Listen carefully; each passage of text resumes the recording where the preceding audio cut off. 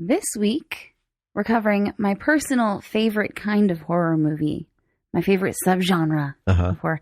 The slasher subgenre. Slasher. Because of all the gore and violence and just senseless everything. It's super gratifying. It really is. Because it really is only about that one thing.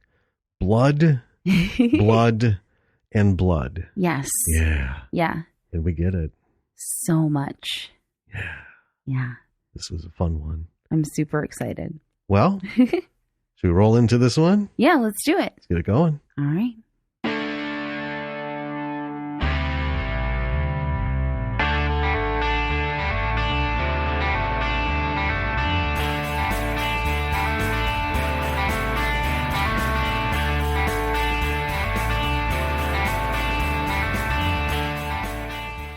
Hey everyone, welcome to another episode of Bravo for the B-Side. I'm Jim. I'm Danny. And we have a wonderful little treat this week. Because it's Valentine's Day week, later in the week after this airs, we wanted to do something to show a little love to the Wisconsin area films kind of thing. And lo and behold, we found something. We did. It's pretty awesome. We're really excited to talk about this. It was a really good find. Again, in the bowels of prime. Well, let's get into this bad boy. Okay. I'm ready to talk about it. What do we have? We have Attack of the Tattie Bogle. Yeah. We had to look up what Tattie Bogle meant. We can talk about it later. Yeah. But, so yeah, right away I was like, ooh, that's an interesting title. Yep. Sold. It was made in 2017, directed by Peter Marcy, written by Adam Anderson, Joe Marcy, and Peter Marcy. It was starring Rob Jones, Joe Marcy, Devin Jorlett, Marie Weiss, Peter Marcy, and more. Yeah, there were a lot more names, but many more. We keep it short. Yes, it was not rated. I think if it were to be rated, it would probably be R. It would be R. Yeah. The budget was $3,000, and the log line for this little gem is: a group of unlikely bunkmates gather at a mutual friend's cabin in remote Wisconsin. Armed with all the comforts of urban life, they are ready to celebrate. But when a masked stranger shows up and attacks the group, they are sent reeling. Confused, scared, and unprepared to handle real danger, survivors are forced to battle fears, balance egos, and summon their courage or die. Yes. Yeah. It's a lot, but it wasn't a big run-on sentence, so I'm fine with that. Okay. Yeah, let's jump into this bad boy. Yeah, so right away, the intro titles were pretty good, and the intro music was good. Yes. It opens with some fireworks over a lake, which in Wisconsin, that's kind of a ubiquitous July scene. Yeah, that's kind of the thing. A lot of lakes up here. But there's a bloated body under a pier, and then a body in the woods with the throat torn out, and then another body, and then a scarecrow. Weirdly, not in a field, though. No, kind of just in a clearing of the woods. Right. Yeah, not a lot of crop stuff happening on there. So then we have a car with some people in it. They're chit-chatting. Then there's a car behind them that we see. And then we see in total... another car and another car. As they're pulling into to these cabins, 5 cars in total. And so they're pulling up to what I thought was just a house at first. And we see them all getting out of the cars. We're in the house, in the kitchen. The host, I know you called his name. The host is giving a rousing speech, telling everyone to relax, make themselves at home, and have a good time. Because it's the 4th of July. Yeah. Right? Yep. And you're out in the middle of nowhere on a lake. Yeah. Nice. So then we cut to outside. They're starting a fire in a fire pit by the house. Inside, the host finds out that the phone is not working, the landline. Steps out and asks if anyone can get a signal, which they can't. And this was saw that right away. Yeah. Quick and easy setup. Yep. But you kind of get that in every outdoor movie. Well, yeah. Where there's going to be some angst. Mm-hmm. Yeah, cell service is, well, of course it's going to be gone. But that's okay. Then we got a guy taking a dog for a run, and they run past the scarecrow thing. Mm-hmm. Right? Back at the house, others are lighting fireworks in the yard. The host is opening things up in a different, I thought he was opening things up in the house, but apparently it's a series of cabins. It's 2 cabins, a regular cabin and a guest cabin. Okay. And so he's opening things up, and then he heads to the basement, and he brings up an axe. Mm-hmm. Which I thought, well, okay, because, maybe cutting firewood and stuff. I thought for sure this was going to be the implement of destruction. Well, I don't want to give it away. Yeah. So while this is all going on, a pickup truck now pulls up to the house. And it's someone the host knows. I don't know if he's like a neighbor in a property to the cabins or just a friend in general who came up.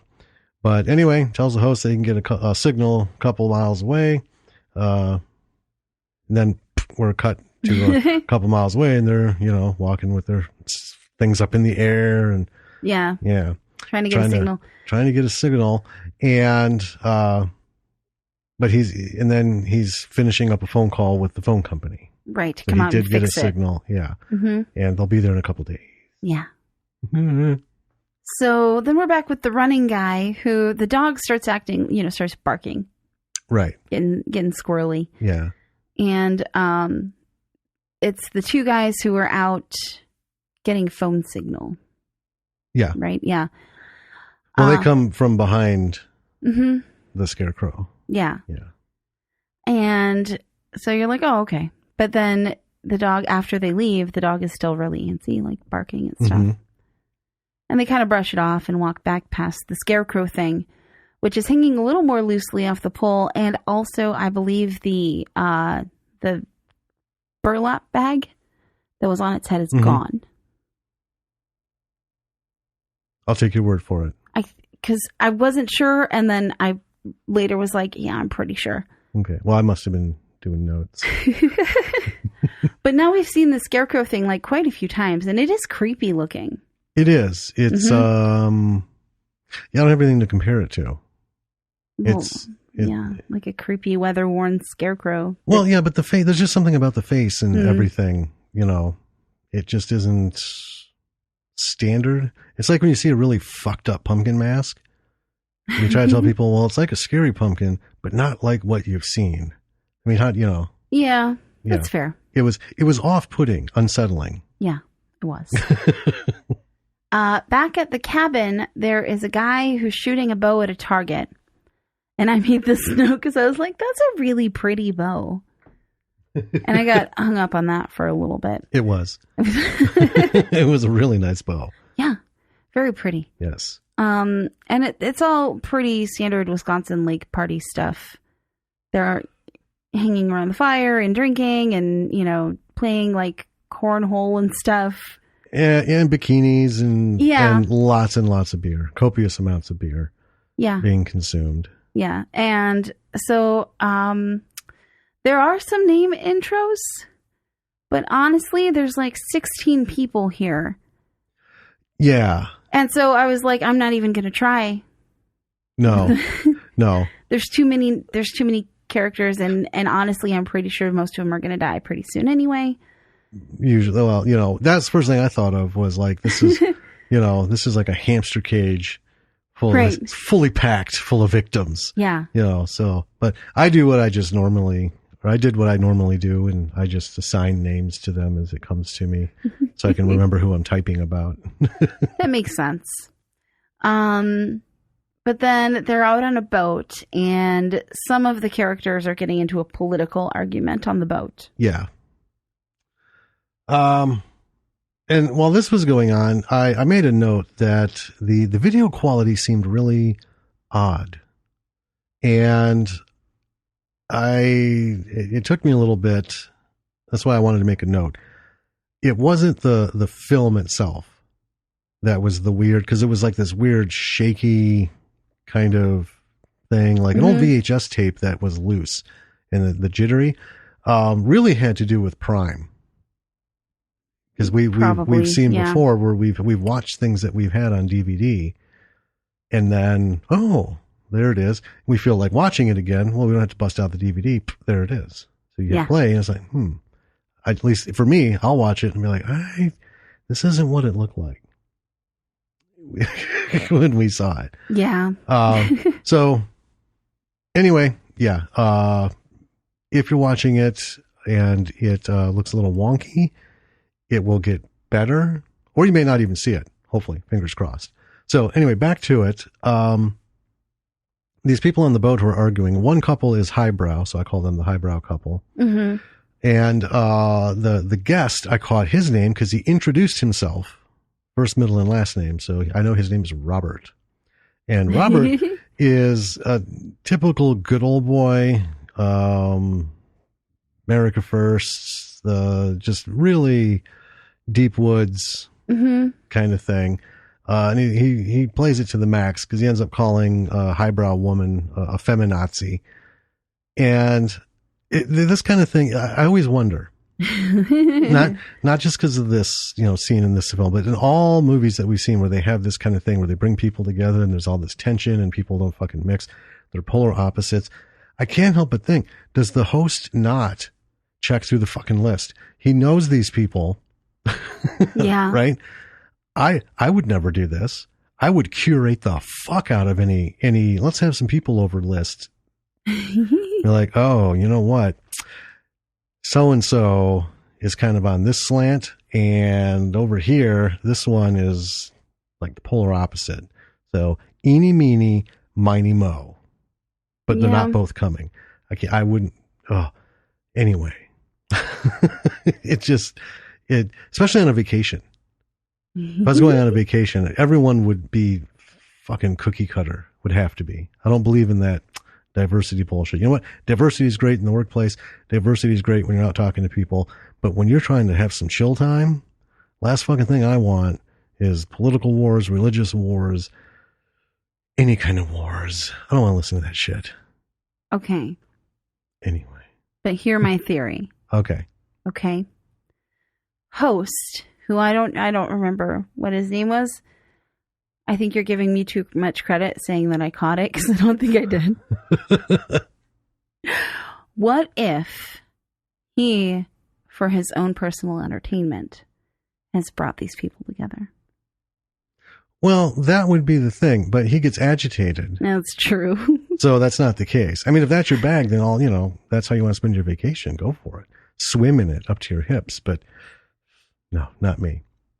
Anyway. Okay. Moving on. So 2 of the group are hiking in the woods. They find a deer stand, and then there's some sounds off in the distance. And it was kind of weird because in movies it's hard to tell. And you had a note like this too. Like, is it gunshots? Is it like wood cracking? Right.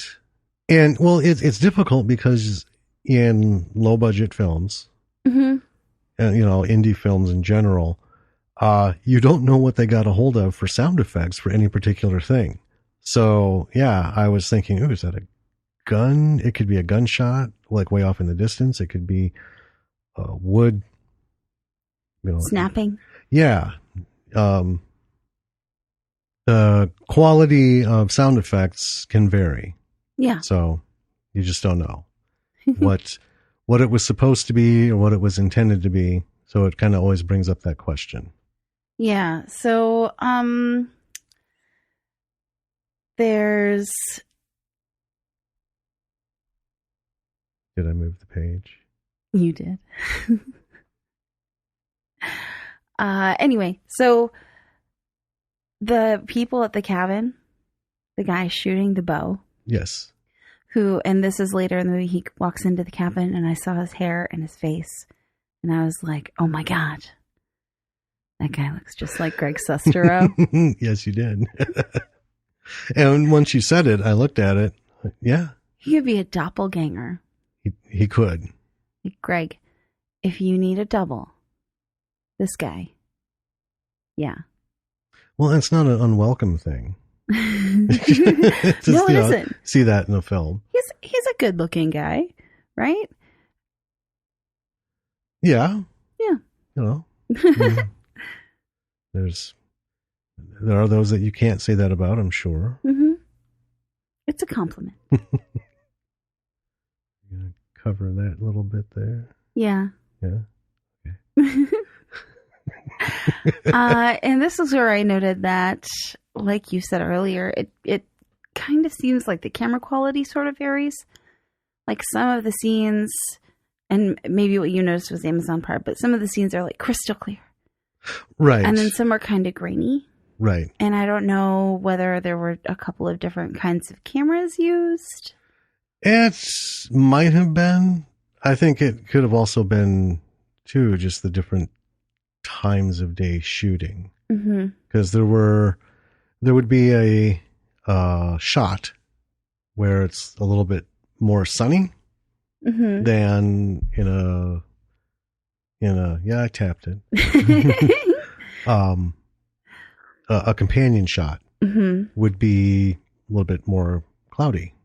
Right. So, that can make a difference in the light. I don't know if maybe it happened during the shot. Light changed and settings weren't hit on the camera. But yeah. Also, too, I've noticed, not so much in this, but in other movies, you can tell when they've used like a GoPro, like when they go running through the woods and stuff, because there's just something about it that's different. If you use a GoPro, involves a little work post-production to make it match up with other stuff. So I don't know. I mean, for me, it was mostly day and night. The big differences. Oh, yeah. There. But some of the other stuff, I just kind of chalked it up to, I can see that the lighting's different in the sky. So, because, again, no light rigs. It's true. Yeah. Speaking of night, we are back in the cabin. And everyone is broken up into little groups. And this is the kind of thing, again, it's not just these movies, but this is the kind of thing that happens. See, you invite all these different people, they just settle into their own little hovels. Yes. Anyway, right? Yeah. So they're sitting here and there throughout. We got one guy doing a puzzle. There's a group playing cards. There's of course a bunch of young hip women chatting. And then we're outside and someone is walking. Another guest, it seems. And, at this point, I can't keep track of the people, so I don't know how many there are. I never tried to do a head count. Well, because that's one thing about this is it's there's no sitting on your ass watching this film. You don't get time to just fucking do nothing. I mean, you've got to be paying attention because it's always moving. It is. Even in these shots where the people are sitting and doing their things, it's a shot here, bam, it's a shot here, bam, there's just some things going on here, bam, this different angle, bam. So, and that's one of the things I liked about it was nobody's fucking around making you like soak shit in. This thing is always on the move. Right. So anyway, yeah, at this point I'm just like, well, it's a bunch of people and there's going to be some fucking murdering coming up because it's a horror film. Has to be. Yeah, there is. And notably, we haven't really focused on any one person or small group of people making the others peripheral. Right. They get pretty much like equal attention. For the most part. I think there's a small handful that get like a little more screen time, but that's also possibly because they're the ones that survive longer into the So anyway, the hikers are sleeping in the woods in the next scene. Yeah. It's a guy and a woman, and they're a couple. Yeah.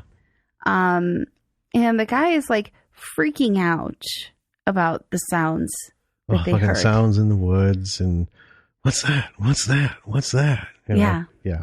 He's very anxious. And the woman is making fun of him. Rightfully so. And he's worried about bears. He's like, are there bears here? And she's like, well, yeah, probably. I don't know.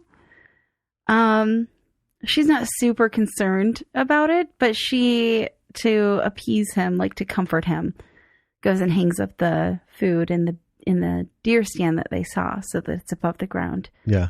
I mean, bears can climb, but the the principal thing is that the food isn't with them in the tent. Well, yeah, better to have them climb after it than dig through the tent. We all know that. Yeah. And how anxious he is about this makes me wonder, like, why did he want to go camping? This is a subsection of the why do you invite people who are, not going to get along. If you're with somebody and they've never gone camping and you're a camper, you don't take them to the deep fucking woods. What you do is you get on the phone with the state park and you secure a campsite like 15 feet from the showers and 50, 60 feet from the fucking concession booth, right? Yeah. You take them where it's almost like backyard camping. Mm-hmm. The only weird sounds they'll hear are whatever the fucking people next to you are doing in the next camping spot. If they can't handle that shit, then you simply just don't go. Yeah. Or like a pizza delivery guy bringing food to the next campsite over. Yes. Not that I would know anything about that. But yeah, this guy, I got to admit, he made my list of, I hope this whiny bitch goes. Ooh. Yeah. Harsh. Well, it's fucking, anyway. Camping pussies. Yeah. Well, we jump from the hikers to out on the boat, and it's just two guys out on the boat, Rob and another guy. Rob is the good old boy. Yes. And a dog, the dog. Oh, and the dog. Yeah. The dog that was being walked. And they're lighting off fireworks and drinking and jamming. Yeah. They're just, doing their thing. Mm-hmm. So then we come back to the house and, like, okay, let's see what's going on. And all of a sudden now there's this tall guy walks in wearing the scarecrow outfit. And, I'm expecting something, some sort of interchange, exchange, interaction. No, sir. No, ma'am. No, people. Just like that. He just fucking starts killing people. Yes. It was like, what? Oh, yes. He hits the host in the head with an axe. Mm-hmm. And everyone just starts fucking scrambling. And it's not even what I call horror camp kill, where it's it's not that series of shots where it's the guy, his head, the killer, the swinging of the axe, the impact, and the whoop. It was like somebody was just in the back with their phone videotaping the party. All of a sudden this guy walks in and the sound was great. It was. It wasn't like like Evil Dead or Reanimator level squishy stuff. It was just like, mm-hmm. And it was a wide shot. Yes. So this fucking guy goes down and, yeah. It was great. I really enjoed it. I did. It was just fucking awesome. And then the boat guys and the campers hear the ruckus, right? We had cut scenes to them. And then we're back inside the house. There's lots of screaming. Axeman is just fucking going to town, and the thing about this, I was just really, it just drew me in, and it was, straight up slaughtering. Yeah. Just pure slasher. Yep. No pretense, no bullshit, no fucking setups. This guy is just running around fucking killing people. Yeah. And I don't know. It was unique. I want to say that, because we've seen a lot of slasher films. An embarrassingly high amount. Yeah. So someone's in a bedroom and they come out and I'm thinking, are they in another house? Well, no, it's the other cabin. I get that now. So they arm themselves with steak knives. Yeah, because one of the guys from the slaughter escaped. Right. And ran to this second cabin. Yeah, and started freaking them out. So they all grab some steak knives. Logical. Yeah. Right? Okay. So then we're back at the first cabin. Axeman is still on the hunt. He struggles with the guy. And then, done. Then we're looking at the whole under the bed thing. So there's a woman hiding under the bed. And we hear sounds of the struggle and some axe splattering sounds. Axeman comes in. And again, no fucking around. No, like, is he going to see her? What's going to happen? But no, it played to the reality that's always bugged me. When you walk into a fucking room, you can see right under the fucking bed. I know. Right? If you're looking out from under the bed and you can see them, if they're more than 3 feet away, they can fucking see you. It's just that simple. And sure enough, he just walks over, grabs her ass out, throws her around, and axes her hard. Yeah. Yeah. Mm-hmm. Yeah. Yep. So that's like 2 minutes. Clang, clang, clang, clang. Yeah. Just shit happening fast. Blood and slaughter and people scattering and it was so fun. And then it was loud. This whole situation going on. Yes. It's so loud that the hikers have heard the screaming, and the woman is like, they're just drinking and whatever. Right. And the guy's like, I'm gonna check it out. Yeah. He was too scared to go hang up food in the deer tent. I know. Deer stand. Oh yeah, deer stand. Yeah, sorry. I'm not a hunter. You know the words? I do know the words. So he goes and the woman stays behind, and then the rest of the party, the survivors, are in that second cabin with their steak knives, and the guy who came in and warned them, Greg Sestero lookalike. Yep. They're all kind of panicking, and then hiker guy, who I caught his name, Pete. Yes. Starts banging on the door of the cabin, and the party let him in, and there's some expositional exchange where they kind of fill him in on what's going on and what happened and everything. Right. And actually the dialogue, well, I said it was expositional, and it is, but it's supernatural. It doesn't seem weird or forced, except in kind of certain parts. Well, it's natural in that it's just straightforward. Yeah. And I mean, it was up to this point. One of the things that I was really enjoying is just the economy of, the makers of this film are not fucking with my time. Right. Yeah. And I understand horror movies, but here's the thing. 9 times out of 10 modern, and that's anything in the last 10 years up to now, has disappointed me. Because, I invest my time. I'm following their fucking breadcrumbs. I'm putting up with the bullshit and this and that and the, almost scare. Oh, another almost scare. 7 almost scares. And then at the end, it's like, is this what I fucking paid for? Is this the fucking ride that you put me on? Yeah. I stood in line for Magic Mountain and you put me in the fucking bumper cars. This is just like, pip, pip, pap, boom, boom. Here you go. Yeah. And I'm like, I don't know what's going to happen next. And I'm, woo. Know. Yeah. And again, back to the dialogue, I can't really catch everything that everyone is saying, but I kind of get the gist. And the thing about it is I've been to those parties, and I've, heard those same conversations that where people an axe are having. Murderer dressed as a scarecrow comes in?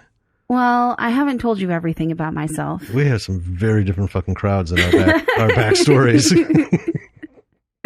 Axe murderer aside. Okay.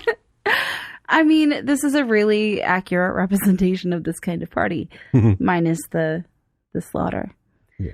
And the acting is good, and it's very realistic. Like, I get it. I've seen this before, right? And Wisconsin is it's the like Cabbage Patch of serial killers for sure. It is, and and that's what we talked about. That we have Ed Gein. Yeah. And for those of you who don't know Ed Gein and you're horror fans, you better fucking get on Wikipedia right now, Because if you don't know Ed Gein, you're missing out on the core of horror history. Yeah. Right? He inspired a lot. But primarily Texas Chainsaw Massacre. Mm-hmm. Ed Gein is the one who killed women and made fucking furniture and lampshades and shit out of their skin and bones. Yes. And his mother. Yeah. Or I think he kept her in the freezer. He had a mommy. He was a mama's boy. And he had a shrine to his mother in his house. Yeah, but it was her body. But he also had dead bodies that he was... Well, yeah, when the cops found his... having relations. Yes.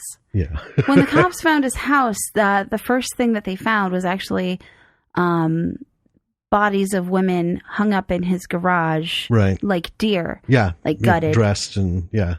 Really fucking twisted. Yeah. And he spent the rest of his life in the mental institution here in Madison.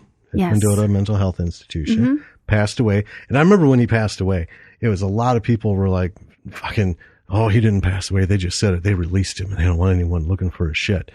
I went on a canoe trip as a teenager with a youth group. Tell me about this. Well, and we passed close to the Gein property and thought about pulling over and just, I mean, all the canoes were broken up. Nobody would have fucking known. But we didn't because we knew since that happened, the house had been destroyed and everything. There was nothing to see. Right. And I thought, how could I be so close to this? Yeah, fuck, it's nothing to see anyway. I could just look at any empty field and that would be the same. So anyway, yeah, we have Ed Gein, and we have Jeffrey Dahmer. Yep. Right, who was another real zinger. Anyway. Yeah. Now, I'm convinced it's the beer and the cheese. You think so? The mass quantities of each. Because they both fuck with your systems in different ways. That's true. Of course, we don't drink and we don't eat copious amounts of cheese, so. I think the weather drives people crazy. Maybe. Anyway. But anyway, the slasher element of this isn't a far stretch, honestly. No. Also in Wisconsin, the site of the biggest axe murder scene at Taliesin. Yeah. Mm-hmm. So we got it going, folks. Yep. Yeah. Why we aren't doing a horror only podcast, I don't know, because we're like in the shit.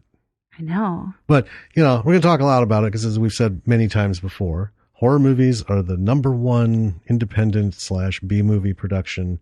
So there's going to be way more of those to talk about than anything else. Yeah. Just by sheer numbers. Yeah. All right. So let's get out of the Cabbage Patch of killers and let's get back to what's happening with the gang. So now we got a guy who, there was a little kerfuffle about keys. Someone's got to have keys. Apparently they found some. So we got a guy out starting a car. The woman's out there telling him to hurry it up. Or they were going to go he's for ramming, help. Yeah, telling him to hurry. Telling him to hurry it up as he is ramming the car back and forth because he's boxed in. Oh yeah. Because it's party parking. Nobody's going anywhere really, so everyone parks, bumper to bumper. So he's in this little sports car, bang, bang, bang, bang, bang, just fucking jamming these cars to make room enough to get out. And he does get out. She jumps in the car. And they're off. And then as they leave, 3 other people run out of the house. At this point, I'm not sure where they're going or why. I can tell you. I'm pretty sure you can. Yeah. They're going to, it's Pete and 2 others, and they're going to go look for the woman who he left behind in the woods. Oh, camping guys looking for camping girl. Mm-hmm. Gotcha.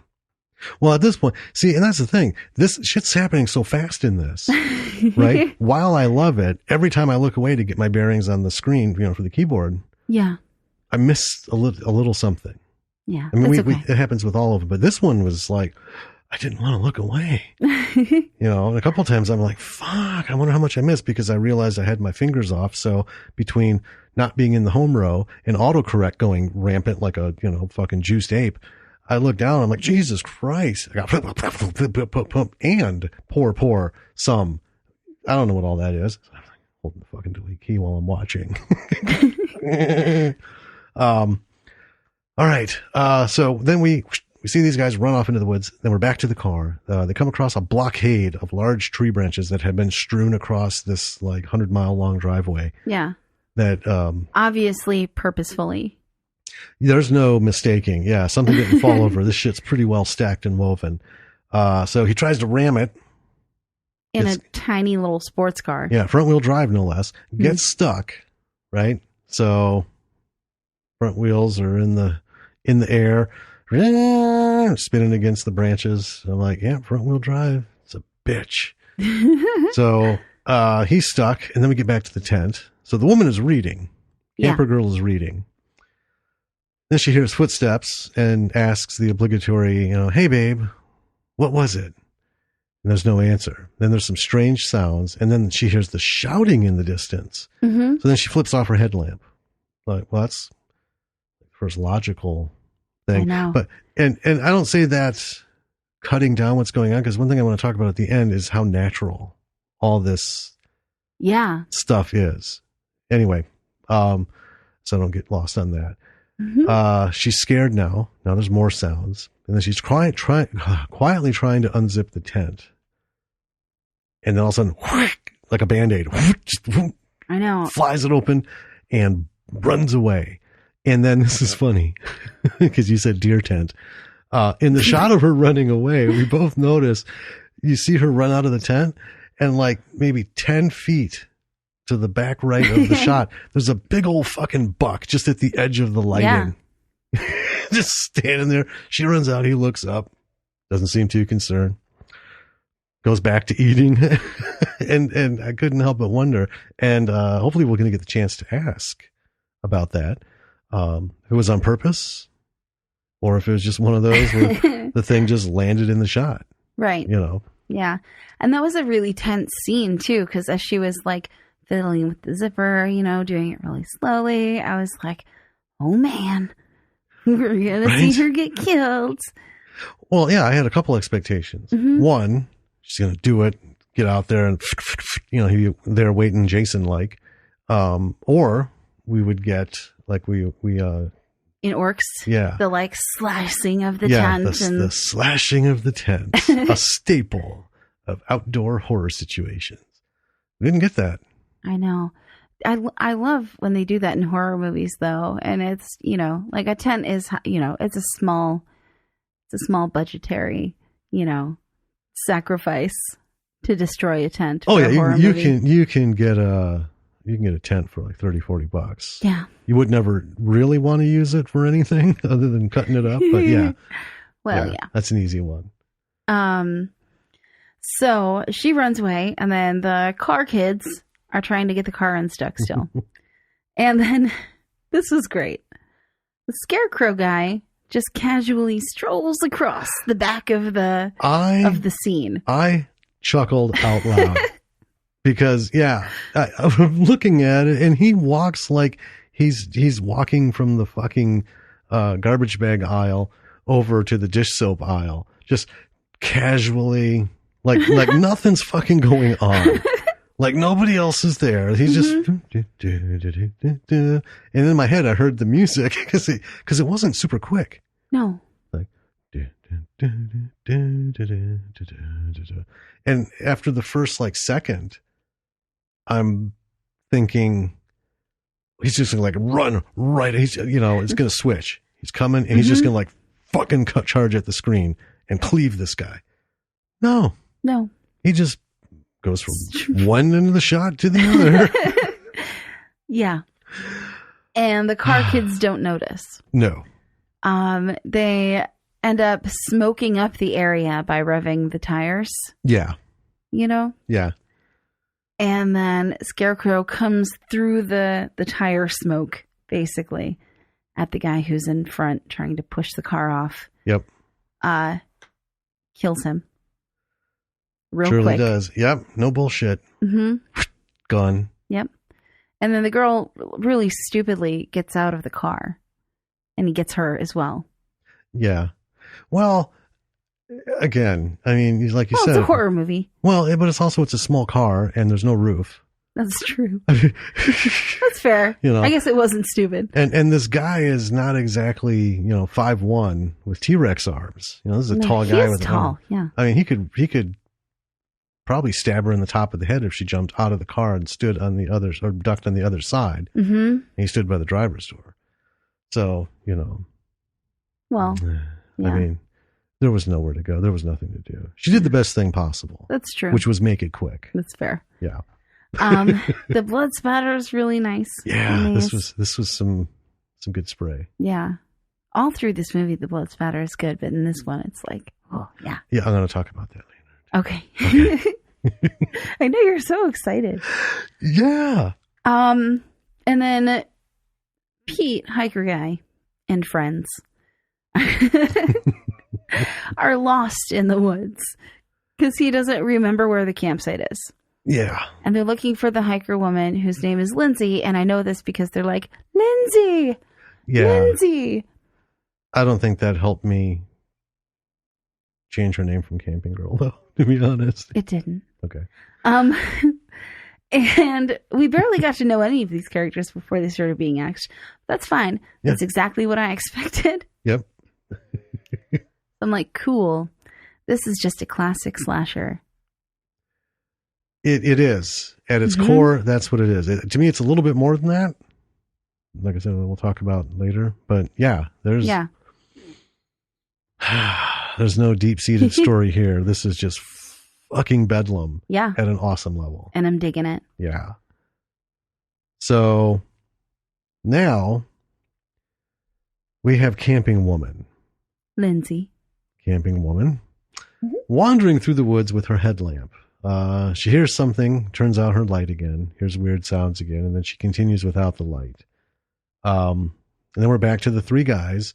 They're not making any real progress. One of them says to keep their voices down. And this is funny because he's like, keep your voices down. And they got one of those giant lantern flashlights. It's massive. The kind you could shine out on a lake. My first thought was, so you're running around with this big ass flashlight in the middle of fucking black as midnight forest. Yeah. I don't think sound is what's going to draw him to you. Probably not. But anyway, so Camping Woman finds the car on the logs. There's no bodies around. Right. And she goes into the first cabin, and then she sees bodies, runs to the sink and pukes, and then she goes and hides in the closet. Yes. Right? Then we hit the cabin too, and there's some woman looking out of the window with binoculars. And I thought, that's a very curious move. Curious thing to choose to do. Yeah. In the middle of the woods, in the middle of the night, with no light at all. And they weren't special binoculars. They were just regular. I don't think they were as nice as the ones I have right over there. So they're not night vision or anything. No. But anyway, doing her best to do her part. I guess. Yeah. The guys in the woods eventually find the campsite that's been abandoned because Lindsay's left it. And Pete, camping guy, freaks out. What? And decides I just want to note, sorry. Yeah. The buck is gone. Yep. Okay, sorry. Oh, they probably scared it off with all the sounds they were making. Well, that or Scarecrow got him. The buck? Yeah. Oh my God. You know what? If I was going out on a killing spree, every fucking thing with a heartbeat would be eligible. It's just, I wouldn't be one of those, well, it's just going to be the campers. Nuh-uh.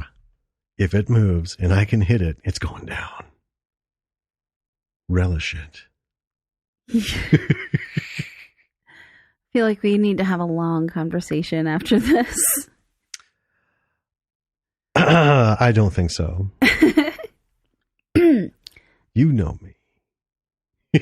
Anyway, Pete decides to go up in the deer stand. Right.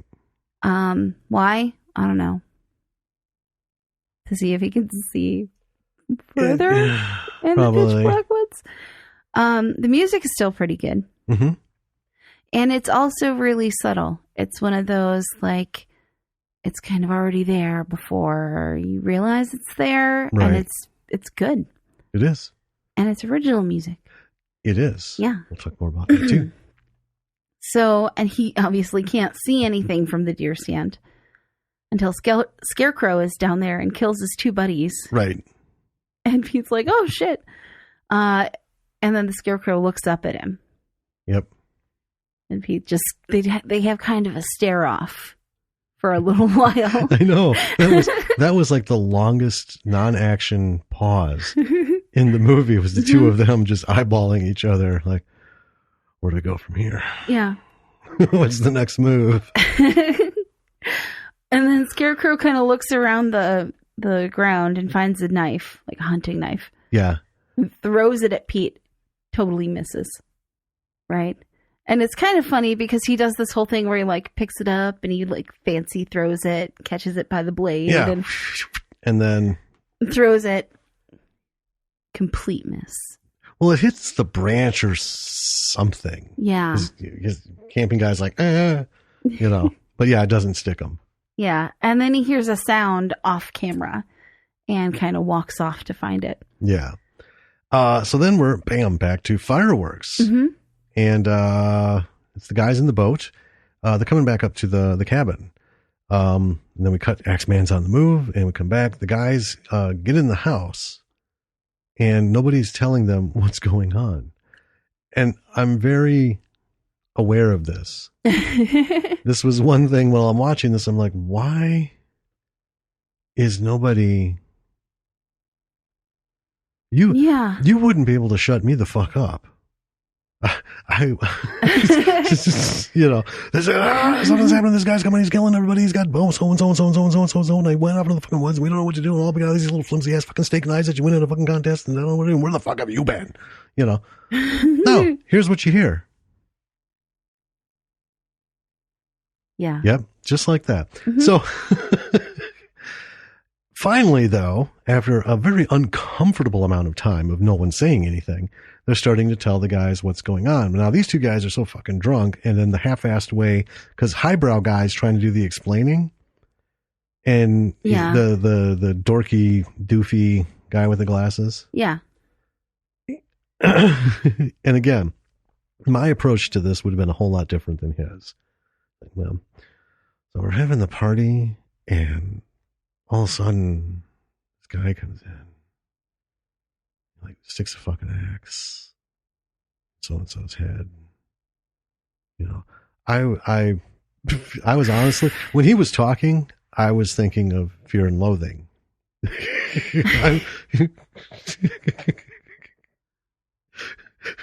Finish the fucking story. You know. So anyway, the guys aren't believing him because they're drunk, and he's not impassioned about this. And then when they finally clicks, good old boy, right? Yeah, it's like, well, let's go kill him back. Yeah, he's just like, well, let's just go out there and fucking kill him. And then he starts arguing with the highbrow dude. Mm-hmm. So, yeah. Real productive. Well, it's one of those things. The one thing, again, we'll talk about, we can even talk about it right now real quick. The one thing this movie lacked, and it's not a negative, there's no leader. No. Right? In every horror movie, there's always somebody who, you know, fucking puts their big boy pants on or big girl pants on and like starts taking charge of shit. Yeah. But then that always leads to fucking conflict because somebody doesn't want to do what they want, told them to do, blah, blah, blah. Nobody here is in charge of anything. Nobody steps up. Well, everybody's kind of stepping up by just like freaking out. Right? I don't know that I would call that stepping up, but I get you. Well, they're stepping up in that, well, we're going to, we're arming ourselves. We're staying inside, and we got to figure out what to fucking do. But it's not one person calling the shots. Good old boys, like, let's go out and kill him. Of course, he's getting, shouted down like, it was realistic to me because that's the one thing you have to have in any horror film is suspension of disbelief. And I refuse to believe that these D- average college students in all of these horror films suddenly, get fucking Sarah Connor tough from Terminator just because someone's walking around, slashing skulls. Terror doesn't enhance you. It fucking destroys you. That's true. And that's one of the things about this film, like I want to talk about later, that it was very realistic. Mm-hmm. I mean, Highbrow Boy could have done a little bit better. Again, put some passion into the fact that, do you have any fucking idea what's been going on here, man? Well, yeah. And the guy who made it out of the slash party at the other house, has just checked out. Like, he's just sitting on the floor and he's like, nope, mm-mm. Yep. He's counting threads in the carpet. Yeah. All right, so we go back to back in the woods. Yeah. Pete's climbing down from the tree stand and he makes his way back to the cabin. Mm-hmm. And he basically walks in the driveway, walks directly into the scarecrow. Yeah. Well, it has a motion light. Mm-hmm. It's off as he's approaching, and then it clicks on, and Scarecrow's like right there. Yeah. It's not dark anymore, Jack. And it's scary, and so Pete runs away. Yep, he rabbits. And Scarecrow chases him into the basement, and then he's kind of like frantically looking around the basement. I don't know, for something. Yeah, well, yeah, anything. Yeah. I don't know what I'm looking for, but I hope I find it. And Scarecrow is chopping down the door, which he's locked behind him. Pete's locked behind him when he went down there. And meanwhile, Lindsay, who's camping woman, is in the closet in the house. She can hear all this going on. Yes. She doesn't know. She doesn't know who it's going on with. Right. She hears the muffled screams and shouts, and then the of the chopping. Yeah. Mm-hmm. And she, very smartly is like, well, he's occupied right now. And she rabbits out of the closet. Yeah, she does. And then Pete gets axed. Can I talk about that real quick? Sure. Oh my God. This was, to me, one of, if not the best scene, certainly one of the best scenes in this. It was excellent. Movie. Yeah. And up with a great many others too. So there's a quick begging bit, right? Mm-hmm. So that, he tries to ward him off with fucking wood and yeah. And it comes down to that. And this was awesome watching it, but it happens so quick, right? I don't know if anyone will be able to feel it. But it's just that moment of this is it. This is the reality. There's nothing you can fucking grab. This isn't a movie moment, right? You're fucking done. Yeah. This is it. You did your bit. You can't, he's coming. He's walking right towards you. Mm-hmm. And he drops to his knees. He's like, no, wait. And just, fucking axe, man, just right into his head. I don't know. I was really taken by that. Like it was just so gritty. Yeah. Anyway. So yeah, Pete goes down. And then camping girl makes it to cabin 2, Lindsay. Mm-hmm. We get some expositional dialogue as everyone is brought up to speed on how helpless their situation is. Yes. Which is kind of cool because, they're all in different parts of this story. Well, yeah. Right. So it's time for everyone to resync the watches and get on the same page. And highbrow guy is starting to cry. Well, that's not surprising, actually. And, wait a minute. Rob still has his phone. Robert. Yeah. So can't get a signal. And whammo. Bogle is fitting his arrows with hunting tips instead of field arrows. So I'm thinking, he's back. We're gonna get some shit done. Yeah. We're not gonna just poke. We're gonna dice this fucker. And then the two of them are outside. So Rob and Bogle make it to the car, pass it. Now they're running through the woods, and my question is, they're going to the highway, right? Mm-hmm. I don't know why they just didn't climb over the barricade and just keep to the driveway. That was my only, I can't imagine what fucking train of thought would take you off of a driveway and just catapult you into the fucking woods in pitch black. You don't know where you're going. You don't know the fucking woods. And the point is you want to get to the road. Yes. Right? Yeah. Well, driveways always go to the road. They do always go to the road. But here's my counterpoint. And especially in like around lake properties and stuff. Right.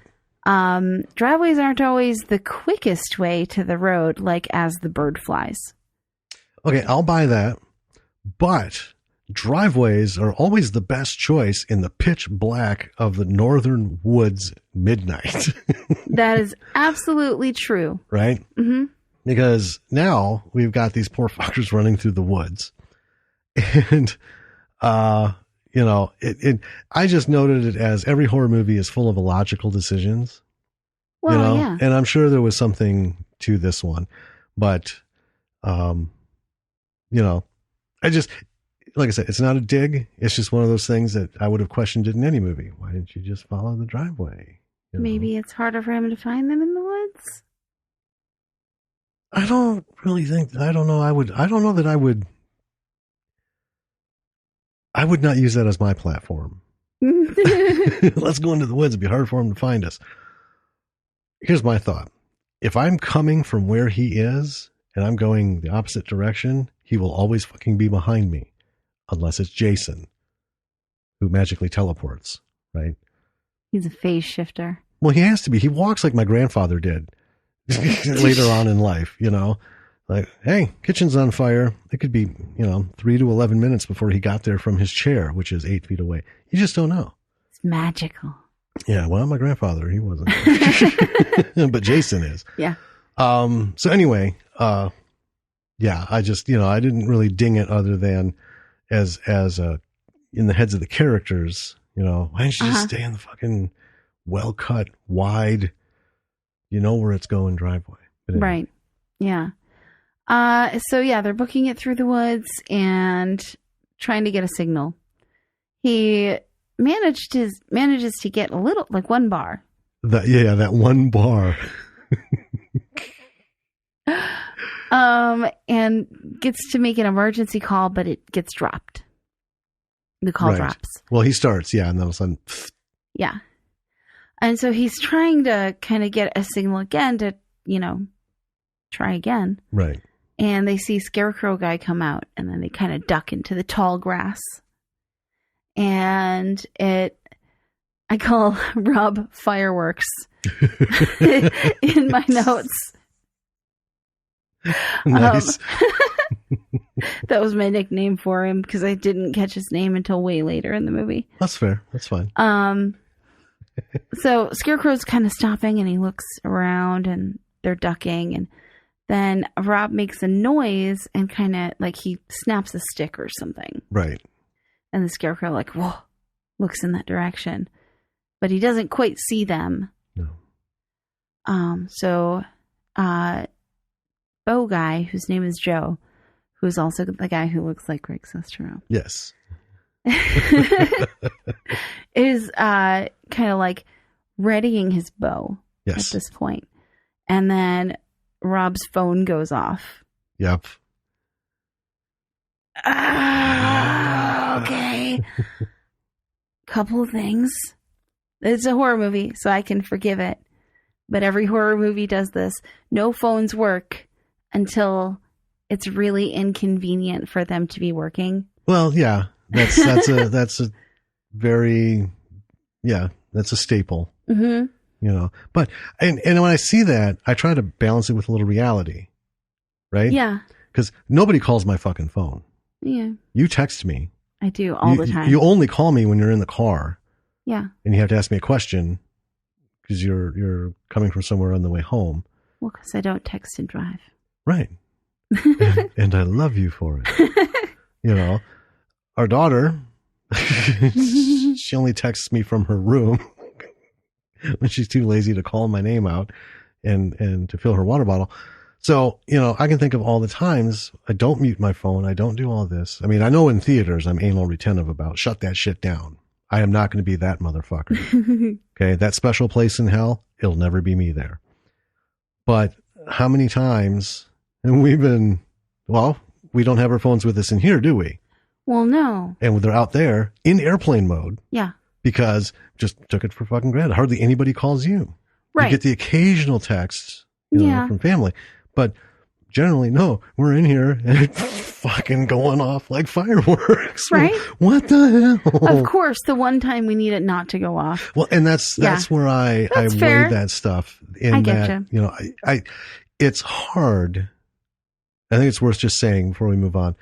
It's hard to continuously watch horror movies at the level that we do, especially, and not get, I get numbed to the spontaneity of that particular situation.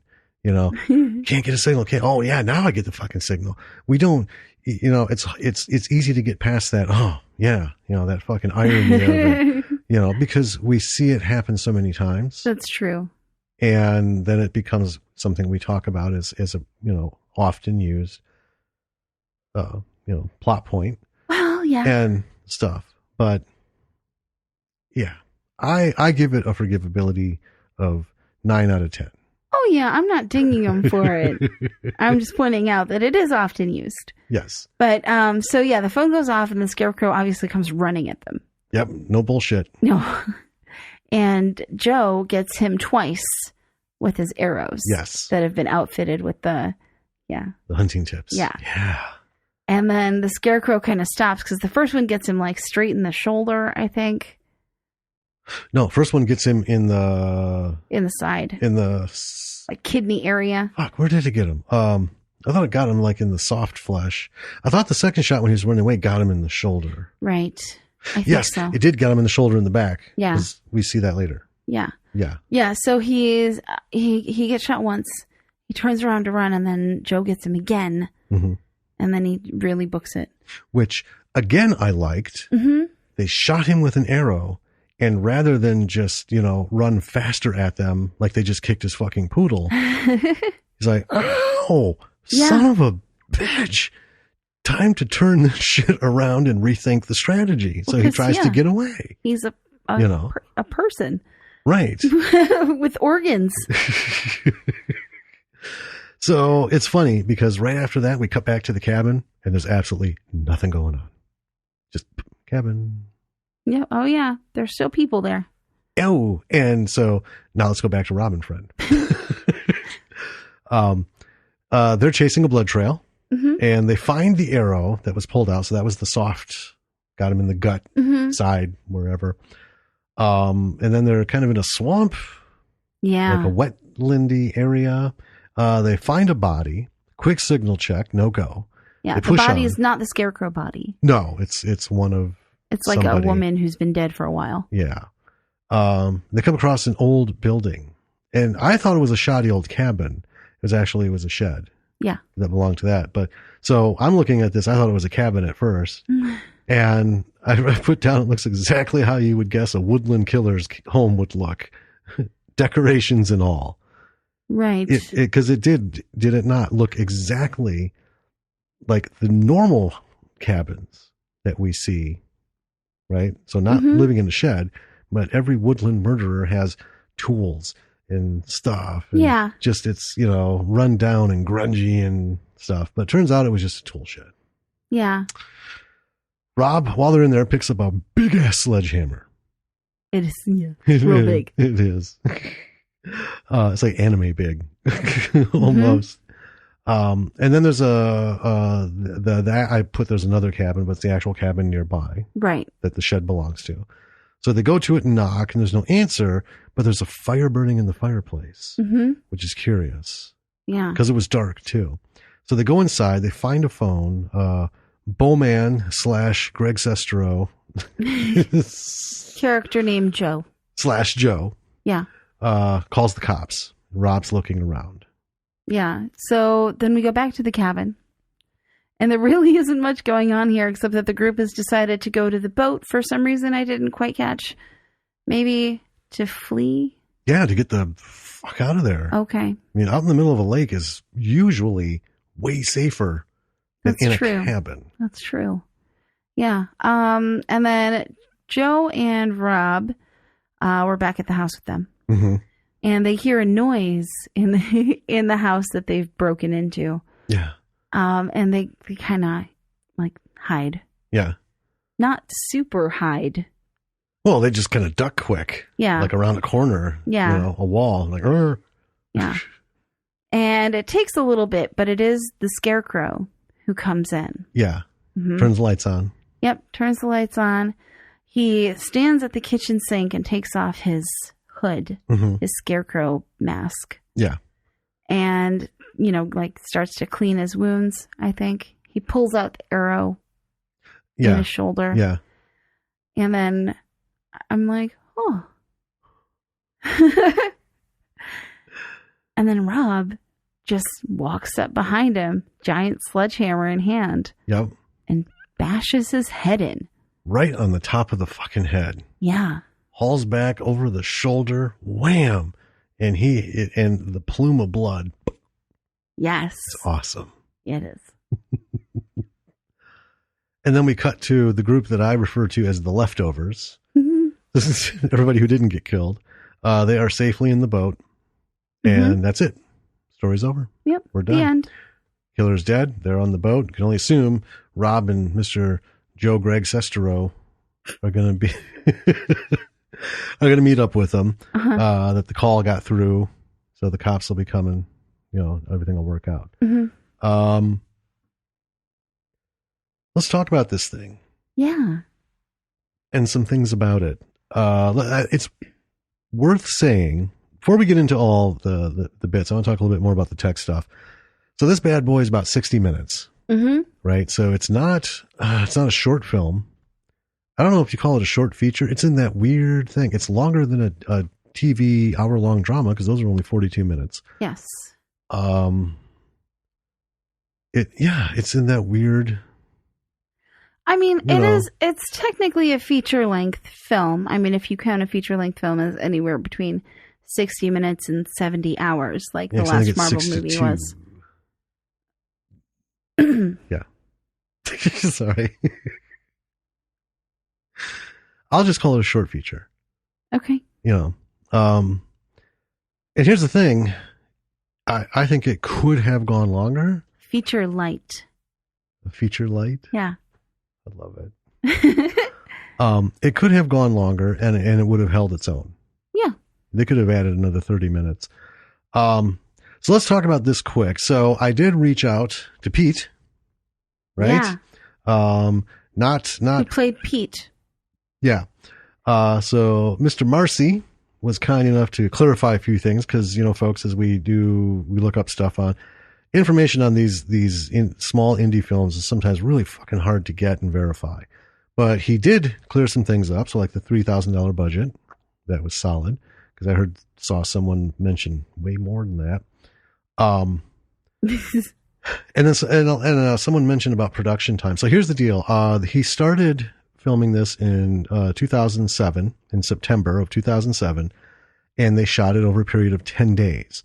They shot a few additional scenes later in September and October of 2007 during nights and weekends. And then a first cut was completed sometime in 2010. And he said it was 72 minutes and still needed a lot of work. So in late 2016, because the movie was shelved for a while, late 2016, he ripped it back off the shelf and finished it and popped it out in June of 2017. So this is another example of a true micro-budget indie film. Yeah. So even at 72 minutes, I mean, that's a respectable length, right? Yeah. But 2017 is when it hit. So 10 years. Took 10 years to get this comparatively short, you know, to like a 2-hour feature out there. And that's not uncommon. It really isn't. You As know? we've been doing more and more research, we're like, oh, this happens apparently 3 years, 5 years. all the time. Yeah, 7 years, 10 years, to get this one thing out there. And I wanted to just bring that up because, it doesn't have that feel, right? That the premise, because we have seen some things that were begun whenever, and they globbed onto that, whatever was hip right then and there. Oh, yeah. Right? So by the time 8-9 years goes by, they finally finish editing this thing. That thing has fucking, it's come and gone. It's vanished. So the finished product feels dated. Yeah. Right? Because it's just like, oh yeah, I remember when that was a thing for 4, maybe 5 months, and then it just died on the vine. Well, this bad boy sat on the shelf forever. This one, however, I would have easily, you could have sold me on, they shot it just this last summer, scooped it together and put it up. I mean, there were a couple of little things that I might have picked up on as, slightly dated, but not many at all. Like some of the clothing was, from the 2007 kind of era. I didn't really. Yeah, but you don't pay much attention to clothing. Oh, I could give a shit, really. But I also know, how long has it been since you've been to the far reaches of northern Wisconsin? Well, and then, the second thing was the cell phone and the fact that not everyone had one, which was normal in 2007. No. That's not true. They just didn't show it because when he polled everybody, anyone get a signal? Everyone's like, no. But Rob pulling out his cell phone and it was a flip phone, that could be, kind of a dating thing, but also I know people who still have flip phones. Right. And again, see, I'm thinking way up north. A lot of people don't have smartphones because the signal's so fucking bad, they're useless. Yeah. Right.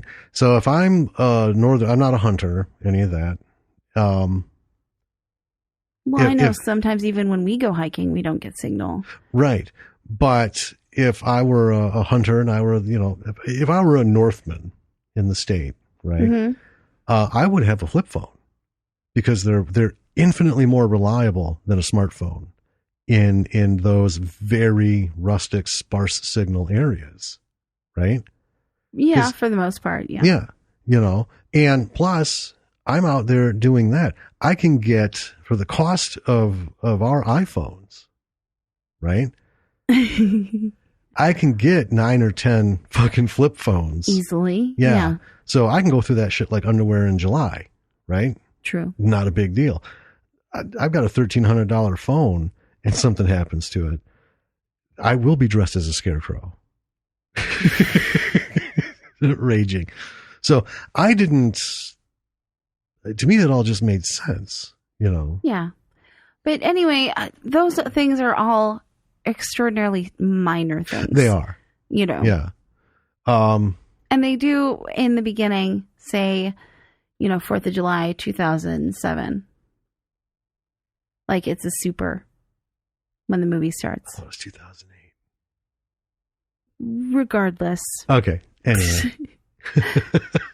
One thing that we do know, because it says in the credits, it's shot entirely in Wisconsin and Minnesota. Yeah. Right. And a little treat before we get going. Watch the end credits, folks.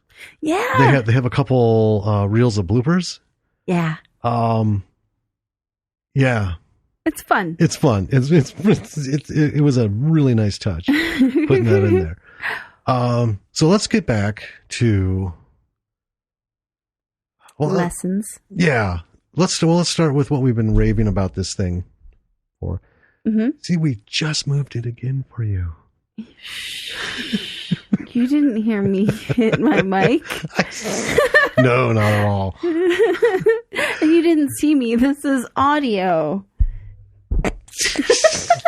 You need to stop.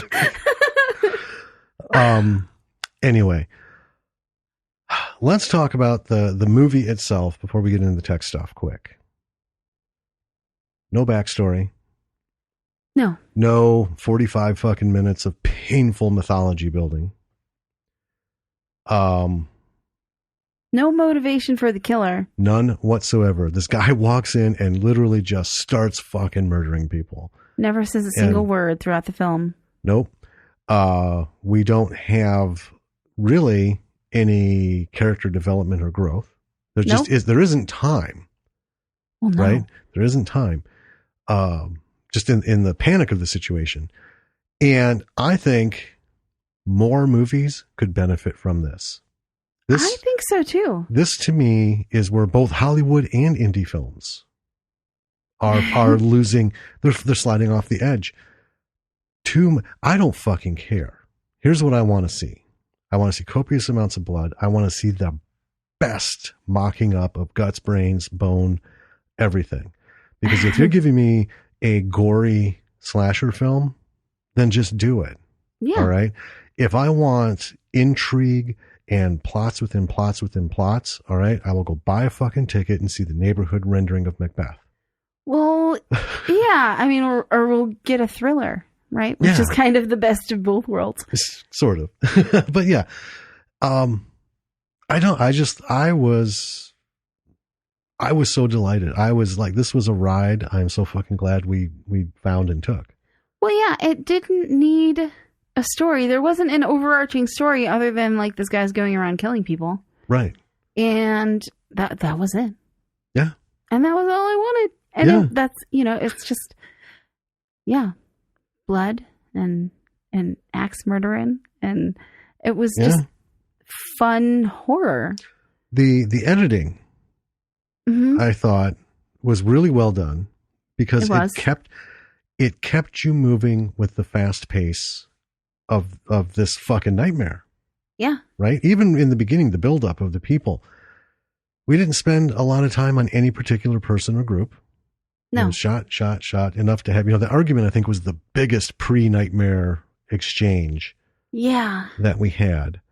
But yeah, I don't know. I think it was just fucking brilliant.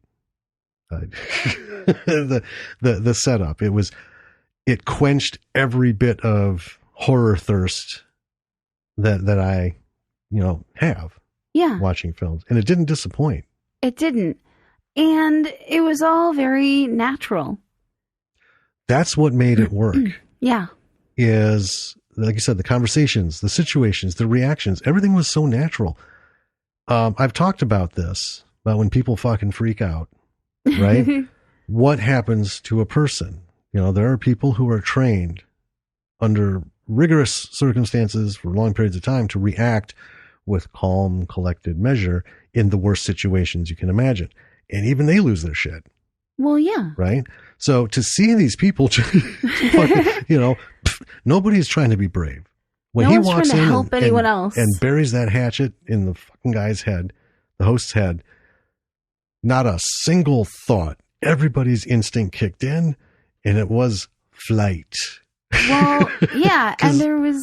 Go ahead. Well, just because how can you register, right? We're sitting playing cards. We got 15 people with us. All of a sudden, some guy walks in and just buries an axe in someone's head. I'm not going to sit and try and... I'm gone. So... yeah, what is this about? Right. I'm not concerned what anyone else is doing. I love you, but you're a perfectly capable person. And I might keep an eye out for you. But I know realistically there's no way I'm coming to your rescue. Well, I'm very confident in your ability to move. I mean, at most, if Midge was with us, scoop her up and fucking, Walter Payton style, plow through everything. But other than that, me, I'm a humanist. I leave it to the humans. Yeah. I leave it to your human nature to, if something like that happens, I shouldn't even be able to look you in the eye. You should already be well on your way. Yeah. Before I look from it to you. Yeah. I trust you can do that. Yeah. So we'll meet up. Yeah. we'll get shit sorted. But for right now, flee. In that scene, though, there is one person who another instinct kind of takes over, and I thought it was kind of interesting, and I made it in my notes, but my notes didn't make it to our kind of mashed up ones. Oh, okay. There was a guy in the bathroom, and he was frozen. Oh, yeah, that's right. He just stood there. Yeah.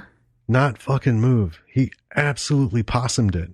Yeah, he didn't hide. Nope. He didn't even close the bathroom door. No, he stopped fucking cold. Yeah. As soon as what the hell's going on out there? Yeah. He just froze and was staring out the crack in the door. Wasn't even really a crack in the door. No. It was like enough. Halfway open. Well, yeah, wide enough because when Scarecrow walked by, he saw him. He's like, oh, hello. Don't let me forget you. Right. And yeah, he didn't even like try and tackle him and get through. He just stood there and took it. Yeah, which is absolutely a reaction that people have. It is. It added to the realism of everything that was going on. And from here, everything that happened, the bad decisions, the no decisions, the fucking everybody split, everybody get together, this and that. It was very genuine. It was. And I think what made the whole thing work is that they didn't try to bring in story or character development, and we didn't have ego. And even though it says they have to overcome their egos and stuff, you can see that because like Rob, a couple of them are like, my shit doesn't stink. Yeah. Right? and then they all, run like 6-year-olds. But how much of a script do you have to put into to bring that out, deal with it, and resolve it? Right? And really, why? This is just a simple fucking gore fest. Well, yeah, it is. It's like having all of a sudden, let's take a break, and this is where we insert the dissertation. Oh, sure. Yeah, go right ahead. I'll film that. Yeah. So, yeah, I've thoroughly enjoyed this. Well, and then you mentioned the music. Yeah. Which was original music, which we learned in the credits. Yeah. And really well done. It was well done. And it also wasn't, because this also happens in a lot of indie films where the movie is essentially just a showcase for someone's band. God, yes. That wasn't the case here. No. The music fit the scenes. Yeah. Like it was scored. And I believe it was scored. Yeah. Yeah. No.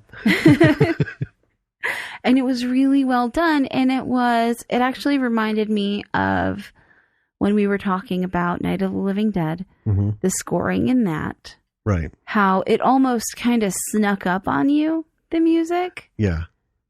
Because it was so well created for the scene.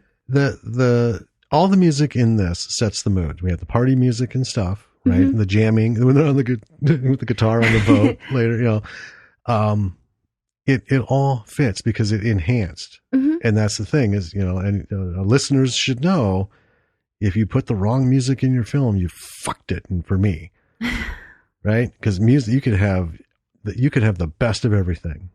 And you put that shit music in there, you've skunk fucked your film. Period. This was awesome. It fit. It wasn't overdone. And again, going back to the editing, the sound was really good. Yes. The music wasn't like, it wasn't showcasing someone. Yeah. Right. So yeah, it was really nice. And this is funny because Peter Marcy, director, writer, producer, effects. If you watch the credits at the end, editor, right? Yeah. This guy, kind of like Anton, right? He's like almost the one-stop shop. 90% of this film is on his head. Yes. To get it done, and it's awesome. It is. We've seen where it's not turned out that way. And doing it myself. That's why it's still not fucking done, because it's a bitch. I know. But I tell you what, just like Anton, Peter pulled it off. He did. Yeah. And I mean, I want to go back to just real quick because it like popped in my head. The biggest reason this film worked, apart from it had good acting, excellent dialogue, good music, great camera work, good editing. All of that stuff was all very good. But if any of our listeners have ever watched the short, a scriptwriter and 3 editors walk into a bar, the premise of that short is that the writer is in there and he's trying to tell a joke to these editors, and he's, it's a horse walks into a bar, and they all just kind of like tackle him with, well, what the hell's a horse doing in a bar? Tell me about the horse. Why is it going into the bar? What's on the horse's mind? Yeah, it's hilarious. Where's it from? What, so a horse goes into a bar. What kind of horse? Where's he coming from? Why is he there? Right. And the guy can't just tell this joke. Right. And so he keeps answering, and then they have like more expanded questions. Right. So it's like a country horse. Is it a country bar? Right. Oh. And it ends up just skull fucking the joke. Right? Yeah.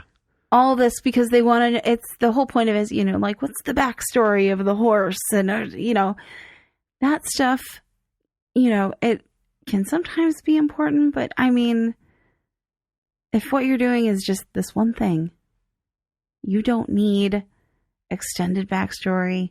You don't need a huge complex plot. Right. You don't need to know why the killer is killing people. It doesn't fucking matter. And I know, well, we talked about this in the short place.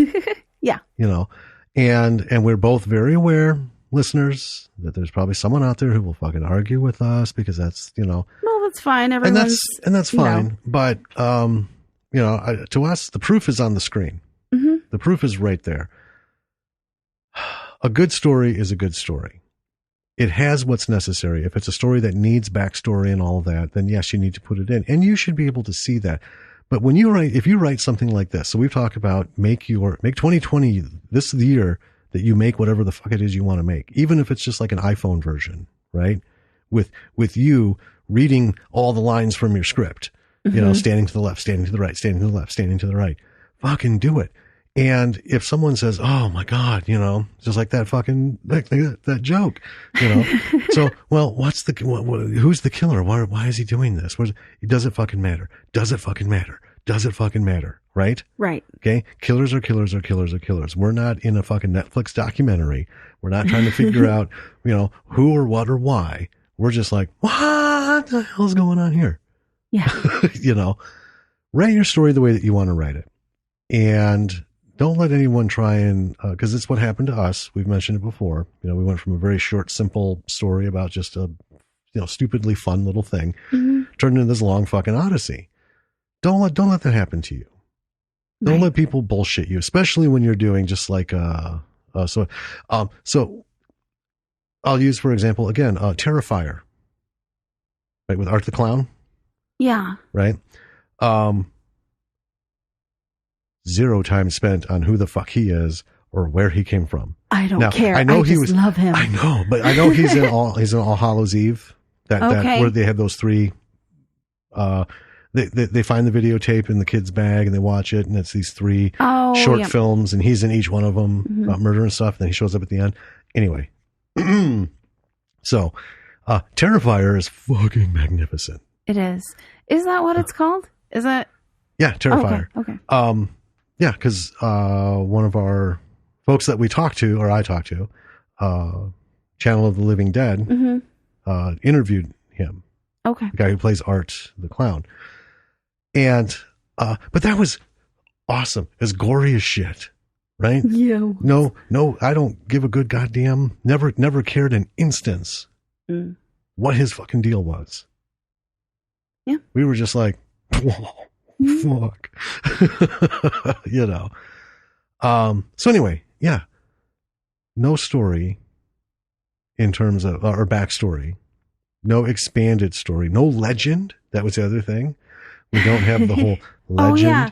The legend of the Tattie Bogle. Yeah. We don't have any of this setup stuff. We're just thrown in a situation and bam, we're in it. Mm-hmm. And it worked. Yeah. So. Oh, and by the way, looking up the term Tattie Bogle. Yes. If you don't want to Google it, it essentially just means scarecrow. Yeah. Yeah. Tattie is a Scottish derivation of potato. Yeah. Potato, taters, Yeah. JD's, Tattie's. Yeah, and Bogle is like a boogeyman. Yeah, for scarecrows. Yeah. For crows. Yeah. A boogeyman for scarecrows. And so they would put scarecrows up in the fields, and they were Tattie Bogles. That would be an awesome little show. When the crows fight back. Put up scarecrows. Oh my gosh. Oh, anyway. You're too much. Things when you're watching this, we've covered the big ones. Lighting and sound was good. Like I said, hopefully we're going to try and work something out, talk to Pete and crew. And we need to get get some more information. So a few episodes after this, at most, hopefully, we'll have been able to put something together time-wise. And, ask them, what they had to go through in the editing and stuff after that period of time. But when you're looking at this, you can see minimalist again. I'm going to assume they shot it on like their property or friend's property. Right. So even though it's multiple cabins on the property, it's still single location. Yeah. Right. They weren't driving all over. It is. It's that property and the woods surrounding it. But it covered 2 states because they shot in Wisconsin and Minnesota. So, maybe we'll find out about that. But you can get it done, folks. Yeah. Learn from that. The lighting was good. Continuity was also really good. Continuity was fucking top notch. Yeah. Yeah. And just make it happen. Well, yeah. Make it happen. If you don't know anybody, I get the sense that they're all musically involved. And they're all they're all friends too. But if you don't know anybody who can do all that, hey, get out there and find someone who can do that and ask them if they, hey, would you like to make $10 and give me 30 seconds of something? A good website where you can find someone to do that. Do tell. It's stage32.com. Yes, it is. Yeah. Stage 32, which, RV, if you want to sponsor us for talking about your website all the time, that'd be cool. Yeah. But you don't have to. It's not like we're pressuring you to. No, we do it because, it works. It works. And we've talked about it before. Yeah. If you like, this is the first episode of ours you're catching, stage32.com, stage32.com. That's right. And we have nothing to fucking do with it.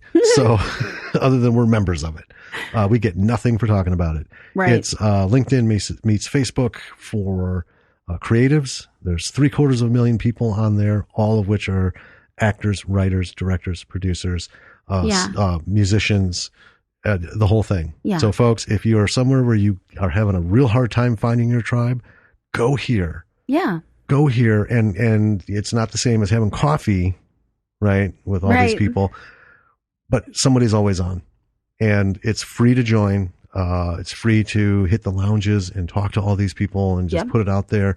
A lot of good shit happens. Plus, people are looking for work, putting it out there. People looking for people to do things like scoring, putting posts up. Just check it out. Do yourself the favor and just don't be alone. Really. Yeah. That's really great. And the website is, and even if you want to like put some money into it, they have webinars and all that stuff, and you can. Yeah, they have top-notch stuff. Top-notch stuff.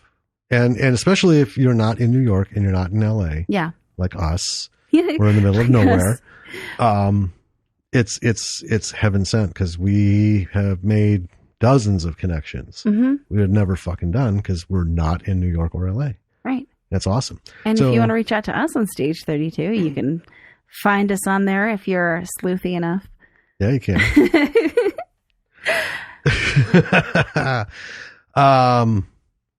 Now, let's talk about what else you can find online. Hey. You can find our website online, lordsofmisrollproductions.com. Yep. That has links to every single one of our podcast episodes, links to our social media.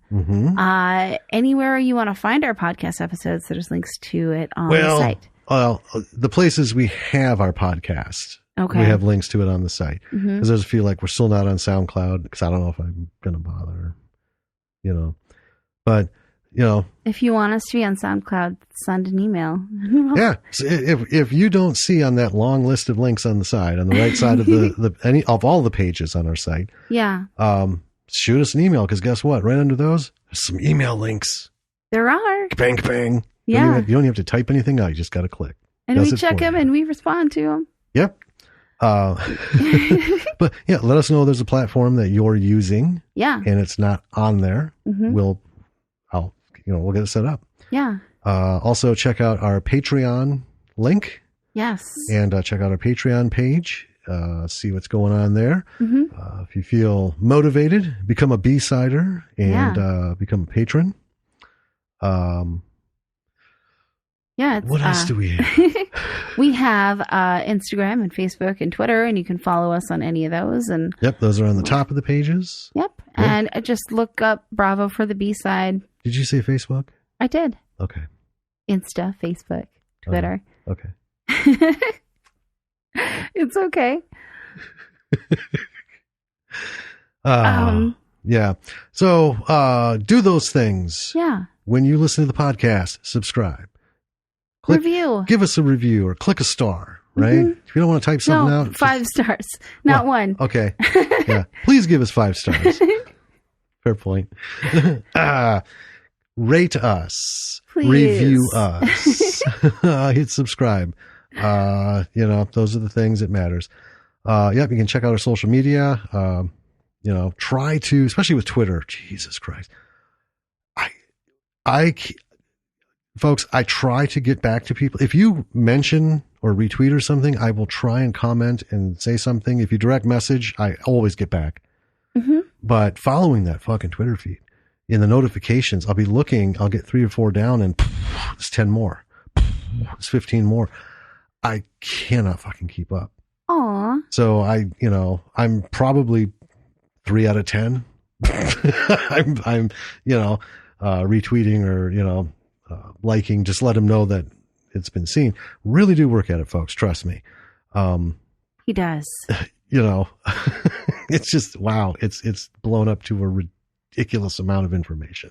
Yeah.